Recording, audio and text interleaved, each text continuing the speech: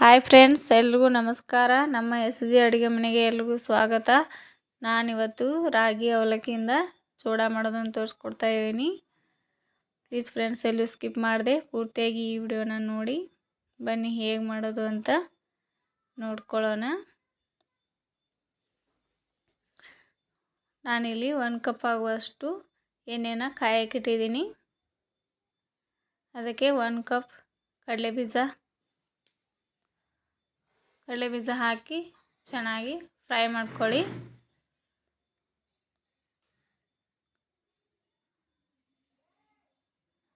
ನೋಡಿ, ಇಷ್ಟ ಆದರೆ ಸಾಕು.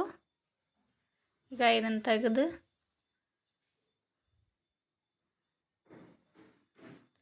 ಅರ್ಧ ಕಪ್ ಪುಟಾಣಿ ಹಾಕ್ತಾ ಇದ್ದೀನಿ. ಇನ್ನೂ ಕೂಡ ಚೆನ್ನಾಗಿ ಫ್ರೈ ಮಾಡ್ಕೊಳ್ಳಿ.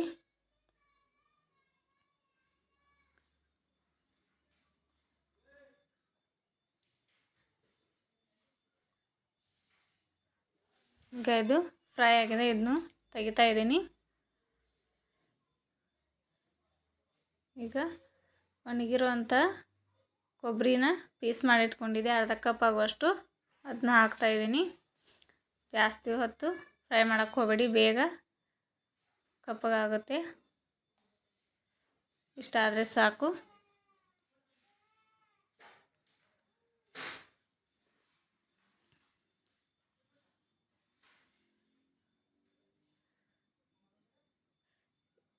ಇದೇ ಎಣ್ಣೆಗೆ ಇವಾಗ 1 ಕಪ್ ಆಗುವಷ್ಟು ಕರಿಬೇವು ಹಾಕ್ತಾ ಇದ್ದೀನಿ. ಇದು ಕೂಡ ಫ್ರೈ ಮಾಡಿ ತೆಗೆದೆ.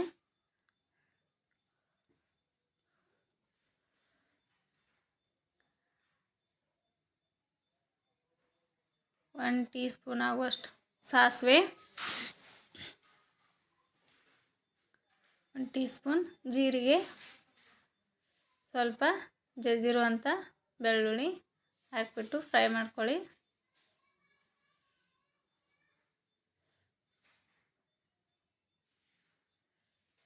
ಈಗ ಇದಕ್ಕೆ 1 ಟೀ ಸ್ಪೂನ್ ಆಗುವಷ್ಟು ಅರಿಶಿನ ಪುಡಿ ಮತ್ತು 2 ಟೀ ಸ್ಪೂನ್ ಆಗುವಷ್ಟು ಅಚ್ಚ ಖಾರದ ಪುಡಿ ಹಾಕ್ತಾಯಿದ್ದೀನಿ.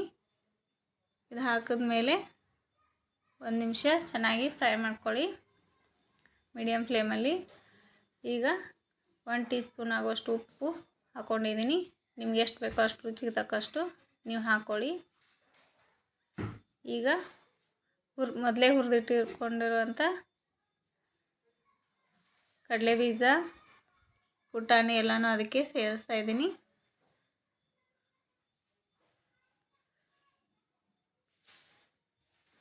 ಇದನ್ನೆಲ್ಲ ಸೇರಿಸಿದ್ಮೇಲೆ 1 ನಿಮಿಷ ಮೀಡಿಯಮ್ ಫ್ಲೇಮಲ್ಲಿ ಚೆನ್ನಾಗಿ ಹುರ್ಕೊಳ್ಳಿ.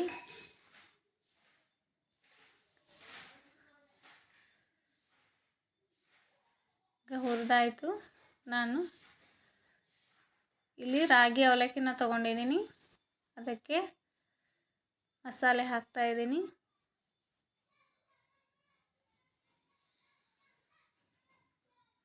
ಮೊದಲು ಸ್ಪೂನಿಂದ ಚೆನ್ನಾಗಿ ಮಿಕ್ಸ್ ಮಾಡ್ಕೊಳ್ಳಿ.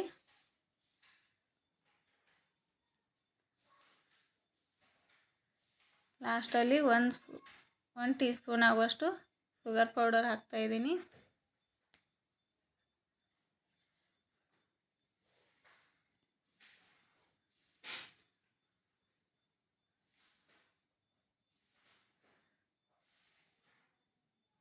ಈಗ ಚೆನ್ನಾಗಿ ಕೈಯಿಂದ ಮಿಕ್ಸ್ ಮಾಡ್ಕೊಳ್ಳಿ. ನೋಡಿ, ರಾಗಿ ಅವಲಕ್ಕಿ ಚೂಡ ರೆಡಿ ಆಯಿತು. ನಾನು ತಟ್ಟೆಗೆ ಹಾಕೋತಾ ಇದ್ದೀನಿ.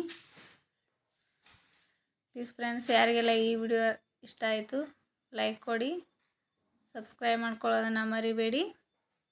ನನ್ನ ಇವತ್ತಿನ ವಿಡಿಯೋನ ನಾನು ಇಲ್ಲಿಗೆ ಮುಗಿಸ್ತಾ ಇದ್ದೀನಿ.